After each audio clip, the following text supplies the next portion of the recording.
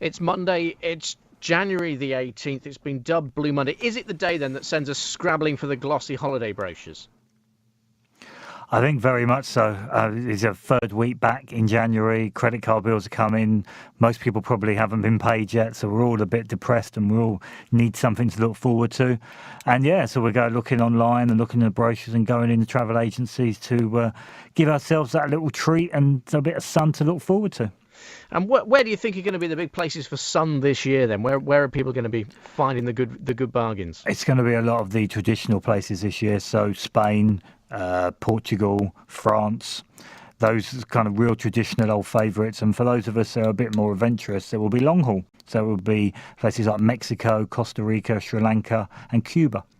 So those long-haul destinations, I mean, those three you mentioned there, they do seem to have become more popular, don't they, over the last few years? Yeah, very much so. It's got to do with quite a lot of emerging trends. Obviously, the first one being the low oil price, which has meant that it's now a lot cheaper to go long haul. Strength of the pound against other currencies, but also a lot to do with the fact that the tour operators have invested a lot more in long haul aircraft. So there's a lot more 787 Dreamliners that are really comfortable. And all of this together means that it's actually not that much more expensive to fly long haul than what it is to go on a short haul holiday. So, I mean, those economic things then, like the oil price and, the strength in the pound, do they have a real impact on the holiday industry? Is that one of the markers that the holiday companies are looking for? Oh, yeah, very much so. I mean, if you look from the oil price perspective, I mean, that's obviously been all over the news today and the impact that that's had on the stock markets. But that just means it's cheaper to fly. So the tour operators are able to, to buy their fuel cheaper. So then you can go over. And the long haul aircraft, they've invested in these aircrafts. They're so much more comfortable. So it's not like it was, say 10 years ago flying long haul. You can be in standard class and it's actually very comfortable and very good. And then the pound, the pound against other currencies is really, really stronger. And of course, the other trend is that a lot of holidays now are all-inclusive or half-board. So since the global downturn, the holiday companies have invested in all-inclusive or half-board holidays as a measure of allowing us holiday makers to budget a lot better. So that's meant that we're kind of much more in control of our costs and we know how much we're spending when we go on holiday. Are they kind of a double-edged sword, those all-inclusive things? I mean, they're great when you get there because you know exactly what you're going for. But at the same time, do you tend not then to go off the site and just kind of stay there? And it's kind of like being at home but in the sun. I think there is an element to that, but I mean, it really became popular, as I say, just after the global downturn. So you have to kind of appreciate where people were at that time. I think now we feel we have a little bit more disposable income and probably a bit more positive about our finances. Whereas at that stage, people were obviously a lot more concerned about their finances, and that meant that people were prepared to travel because they were able to budget their costs a lot more. So did we see then, during the downturn, did we see people staying a lot more local? I mean, maybe perhaps just kind of staying within Europe rather than going to far-flung corners? Oh, yeah, we did. Yeah, very much so. And also the staycation, people staying in the UK. And that's something that's continuing, isn't it? I mean, that trend for people staying at home and holidaying in our own countries is still with us, is it? Yeah, it is very much so. But I think now you're seeing, as we've come out of the global downturn, and people feel a lot more confident about their finances, I think you're seeing the UK holiday as much more of the second holiday. So now people are going away during the summer, but then they will also have a short break within the UK as well. And are they going to the same places in the UK? Are we getting a bit more adventurous in our own backyard, maybe? I think we're predominantly going to, the most popular resorts and the resorts that we'll all be aware of, but also a lot more city breaks as well. I think the one benefit of the 2012 Olympics in London was that it made us explore our own cities a lot more. So London benefited, but also, other cities, and all of our cities have such great delights and tourist attractions that the overseas tourists seem to utilise or did utilise more than what we do, whereas now we're starting to visit our own cities. What about unusual places this year? What do you think? When we talk at the end of the summer with our colleagues and ask them where they've been on holiday, which are the ones that are going to kind of jump up and surprise us a bit? And we're going to go, oh, you went where? I think it will be those long-haul destinations. So you'll see lots more people going to places like Mexico, Costa Rica, Sri Lanka, Cuba, and even China. China's seen a lot of capacity added to it, and there's a real belief that we have a real desire to experience that Chinese culture. So China may well be the standout one, that dinner party currency that we're all envious of. Has that become easy to do? I mean, China's obviously opened itself up in terms of trade and business, but is it more welcoming of people from outside than it Yeah, used to very be? much so. I mean, lots of capacity has been added on, particularly from Manchester recently, there's been a big trade delegation of all industries, not just travel, but the Chinese delegation came over to the UK, and then a UK delegation went over to China. So that has really put the groundwork in, and there was a recent announcement of extra capacity going from Manchester Airport over to China, and then the visas also are a lot easier to get now. So yeah, so China could well be that standout destination for next year that we're all envious of our friends having travelled to. And if you're thinking of going somewhere long haul this year, there's some changes coming up to passenger duty, aren't there? Well, last year, the air passenger duty, now if you're a child under 12, you don't pay it. So there's been so many changes over recent years regarding air passenger duty. So it's been kind of during the downturn, ironically enough, it was kind of slowly increased, and they introduced bans, so the further you were going away, the more expensive it was. But the travel industry has done really well in lobbying against that. So now we're seeing the number of bans have been reduced, which has brought down the cost to many long-haul destinations. And then since last May, children under the age of 12 don't pay any APD. So that again has made it a lot cheaper for families to travel further afield. Did it get a bit too complicated for a while? I mean, there was this phase, wasn't there, where you could look through the book and think, oh yeah, that looks like a good holiday, and then you start pricing it up, and there'd just be like add-on after add-on after add-on.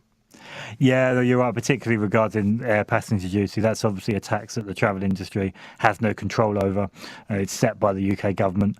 And that did get particularly complicated. So as I say, the industry did really well in lobbying against that, having the number of bans reduced to make it a lot simpler and now a lot cheaper. So if you're a child under 12, then you don't pay any APD. And what about things like, paying extra for your bags and to pick a seat, and it kind of all got a bit modular, didn't it? Do you think we're going to go back to a kind of a one fare and it's all in?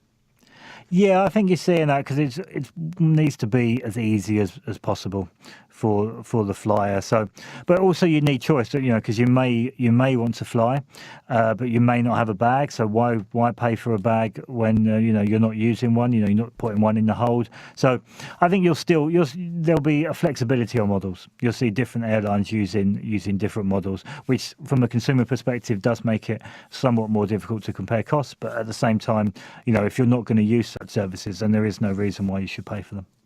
Where do you think we're not going to be going this year?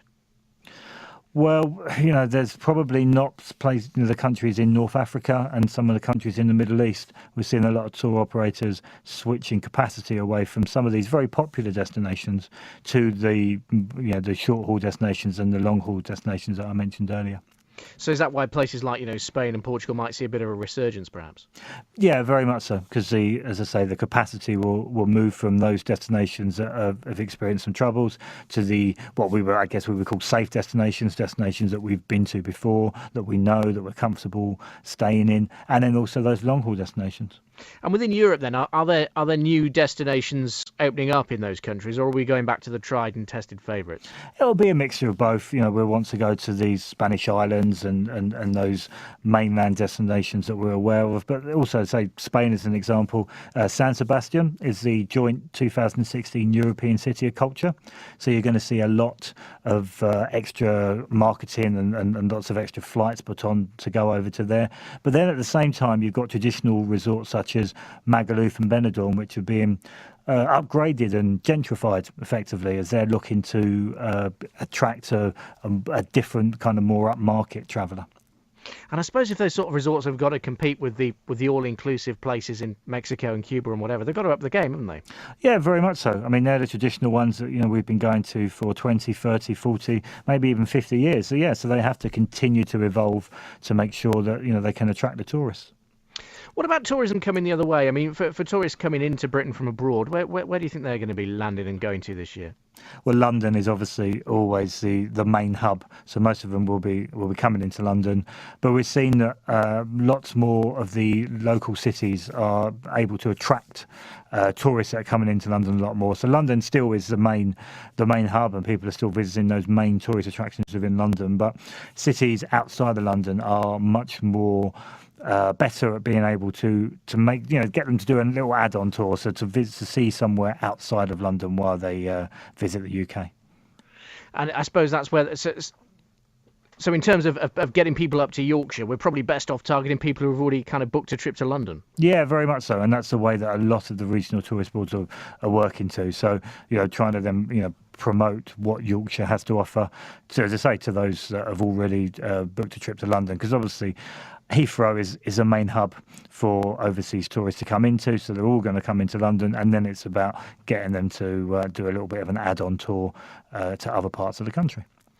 Obviously, we had great success in Yorkshire last year with the Tour de Yorkshire. Yeah. Got some really nice TV pictures going out across the world. We've got that coming up again in the spring. Do things like that have an impact? Very much so. I mean, you only have to look at the impact that the London Olympics had, even for a city as London, which is established on the tourism map, but the London Olympics had a massive impact, and the World Cup as well, the Rugby World Cup over here, we've had a similar impact. It's beaming the our jewels of our tourism crown to the TV stations, to all of the potential travellers all around the world. So yeah, the Tour de Yorkshire had a really big impact on travel up there, and I'm sure we'll continue to do so this year.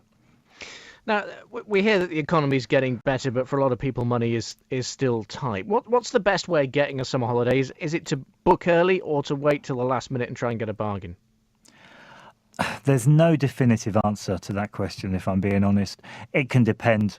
If you can get in early and then you're able to book, it's all about the capacity within the hotel and within the flight that you want to get on. So if you can get on the flight early, then you can get the price cheap. But then as that flight builds up, then obviously the tour operator and the hotelier for the hotel, they know that they can charge maximum yield for their remaining rooms or their remaining seats. But at the same time, if the flight's empty or the hotel's empty, then the nearer you get to when you want to go away, the cheaper the cost will be. So it really depends on which hotel or which airline and which flight that you're going to want to go on. So unfortunately, there's no definitive easy answer. It comes down to whether or not you've got your mind set on a specific place. Exactly. Then. Yeah, very much so. How long you're prepared to hold your nerve. Yeah.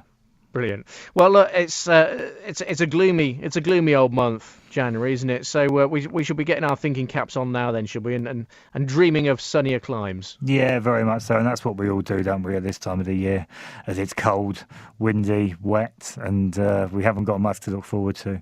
We all need that sun. Brilliant, Paul. It's been great to speak to you today. Thanks for taking the time. You too. No worries.